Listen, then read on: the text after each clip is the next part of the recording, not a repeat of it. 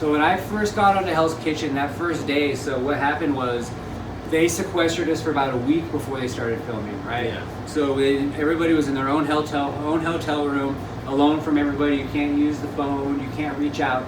Really, you know, we're sort of, this is when kind of the show's starting, and like, I remember, so you guys today, we're going to start filming, it's going to be our first day, but they put blindfolds on all of us. Oh, wow. Yeah, and we're being like led through all this like room, sit here for 5 minutes while you're blindfolded, and I can remember them taking out the blindfolds and just being like, okay, here it goes, and just like, it was like being on a roller coaster right when you do that first jump, and all of a sudden it's just like, you know, it's out of your hands, you just let go, and just like, it was like, there was almost an expectation from the production staff and from Gordon that there was like this undertone on how they presented stuff to us and sort of how we should act.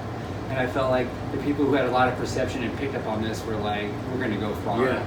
You know, and the people who kind of didn't get it, obviously were going to be ran over in the very beginning. Yeah. And that happened. Now, take us through the casting process. When you were casted on Hell's Kitchen, some other people that I've reached out to said that they were, like you said, in hotels, very, very nice hotels, kind of just taken care of.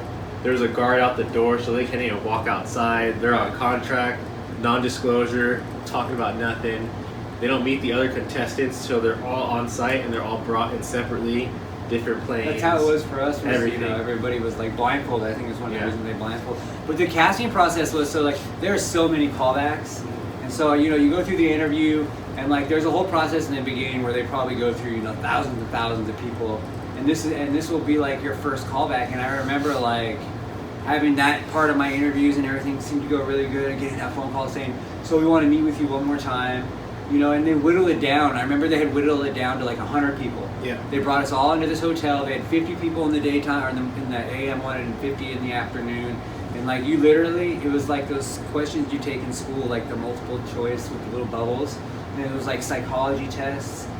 We did they did drug screens on everybody. There was like a screen from the doctor to make sure our general health was okay. Like, but it was complete. I feel like they were getting a complete psychological makeup on each contestant in order to know how to like press their buttons better. Yeah. Or, I mean, I didn't feel like a lot of these tests were to eliminate us. Yeah. Like you could answer the right or wrong question. I felt like they were to like, for them to get a better understanding of like the kind of people that we were, you know. And it was very like, it was very surreal, like going through that process and like going through the next stage, and like people dropping back. Yeah. You know, and I remember I was working